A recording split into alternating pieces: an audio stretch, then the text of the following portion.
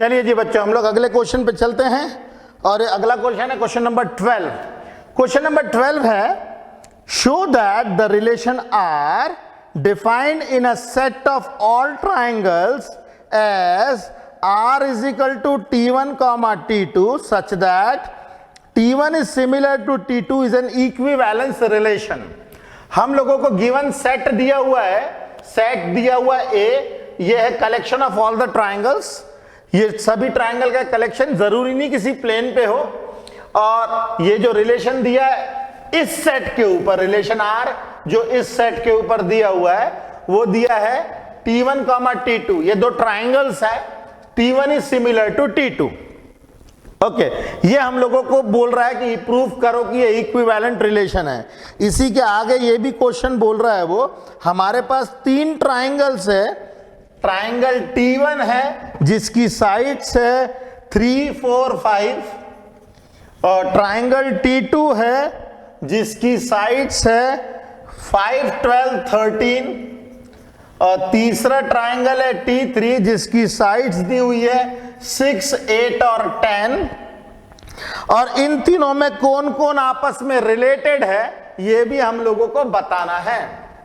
Okay, तो given set हम लोगों को पता चल रहा है, ये collection of all the triangles है, और रिलेशन जो इसी सेट पे दिया है T1 comma T2 such that T1 is similar to T2। इस रिलेशन को मैं फर्दर फिर और आसानी से लिखता हूं, इसको मैं लिखता हूं R is equal to T1 comma T2 such that T1 is similar to T2। अब ये दोनों जो ट्राइंगल्स हैं, ये दोनों ट्राइंगल हम लोगों ने सेट ए से लिए हैं, ये ट्राइंगल्स हैं, triangles from set A, set ए से लिए हुए ट्राइंगल है। तो अब देखते हैं ये इक्विवेलेंस रिलेशन है कि नहीं है। अब किसी भी ट्राइंगल को उसी से कंपेयर करोगे तो वो तो सिमिलर होगा ही ना, हर ट्राइंगल अपने आप से सिमिलर होता है। तो हम ऐसा लिख सकते हैं T कॉमा T, ये दो ट्राइंगल्स हैं, दो ट्राइंगल्स नहीं एक ही ट्राइंगल है, उसको उसी के साथ कंपेयर कर रहे हैं। ये बिलोंग करेगा R से, क्योंकि as T is similar to T, reason क्या बताएंगे, every triangle is similar to itself, similar to itself, हर ट्राइंगल अपने आप से सिमिलर होता है, ये हम लोगों को पता है। इसका मतलब हर एक ट्राइंगल, किसी भी ट्राइंगल को उसी से कंपेयर करोगे तो सिमिलर तो मिलेगा ही। इसका मतलब रिलेशन R जो है ये रिफ्लेक्सिव है, ये हमें रिफ्लेक्सिव मिलता है।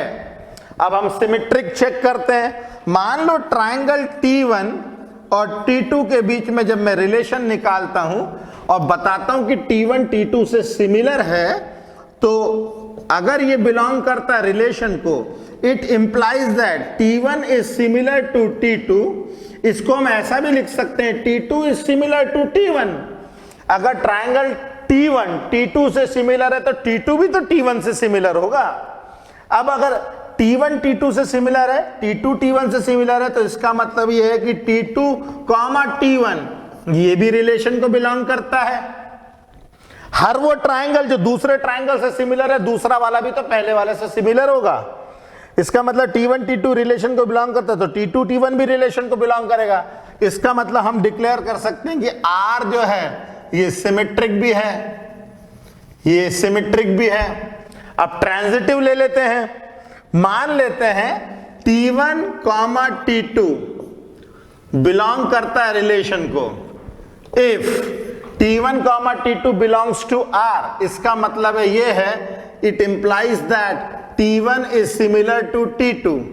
और ये भी कह सकते हैं हम लोग, अगर T2 कॉमा T3 रिलेशन को बिलोंग कर रहा है, इसका मतलब है T2 is similar to T3। T1 T2 से सिमिलर है, T2 T3 से सिमिलर है, तो अब इन दोनों जानकारी से हम लिख सकते हैं कि T1 is similar to T3। अगर T1 T3 से सिमिलर है, इसका मतलब है T1 comma T3 belongs to relation R। Okay तो अब आप देखिए T1 T2 रिलेशन को बिलोंग कर रहा है, T2 T3 रिलेशन को बिलोंग कर रहा है, और हम लोगों ने ये निकाल लिया कि T1 T3 भी रिलेशन को बिलोंग कर रहा है। इसका मतलब है रिलेशन R इज ट्रांजिटिव। तो अब हम डिक्लेयर कर सकते हैं, क्योंकि ये रिफ्लेक्सिव भी है, सिमेट्रिक भी है, ट्रांजिटिव भी है, तो हम लोग लिख सकते हैं hence relation R is equivalent relation. Equivalent relation, ये एक इक्विवेलेंट रिलेशन है। ठीक है, अब हम लोग को इसके आगे एक क्वेश्चन और दिया हुआ है, वो बोल रहा है इन 3 ट्राइंगल्स में, ये 3 ट्राइंगल्स में कौन किससे रिलेटेड है इस रिलेशन के हिसाब से। तो आप देख सकते हो ये तीनों के तीनों ट्राइंगल पाइथागोरियन ट्रिपलेट के हिसाब से हम लोगों को दिए। ये तीनों के तीनों ट्राइंगल राइट एंगल्ड ट्राइंगल है।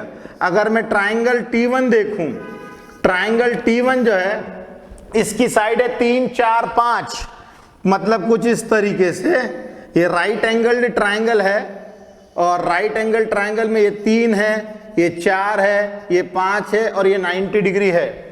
अगर ट्राइंगल T2 देखें, ट्राइंगल T2 ये भी राइट एंगल ट्राइंगल है, 5 12 13 ये भी राइट एंगल ट्राइंगल है, मगर ये थोड़ा सा बड़ा ट्राइंगल बनेगा, ये कुछ इस तरीके से ट्राइंगल बनेगा, ये बनेगा 5 12 एंड 13।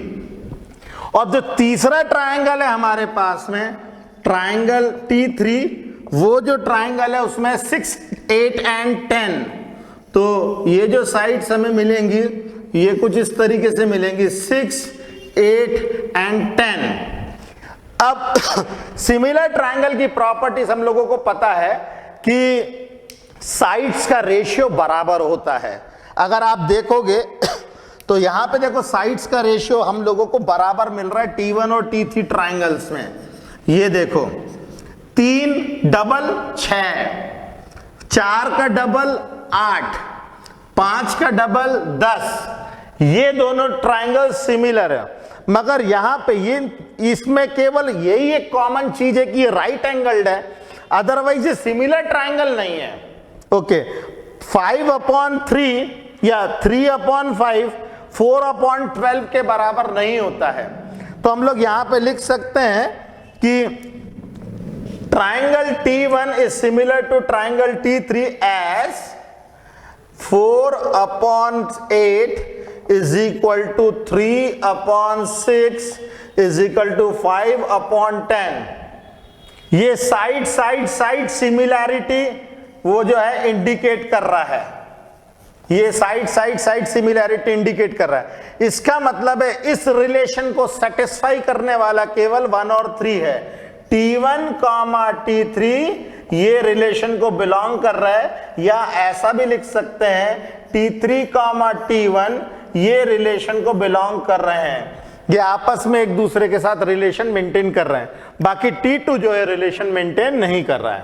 ओके तो देखिए कितने आसान क्वेश्चन थे, स्टोरी प्रॉब्लम्स जैसे लगते हैं, मगर ये अच्छे से उसको इंटरप्रेट किया जाए क्वेश्चन को तो बहुत इजीली हम लोगों को समझ में आता है।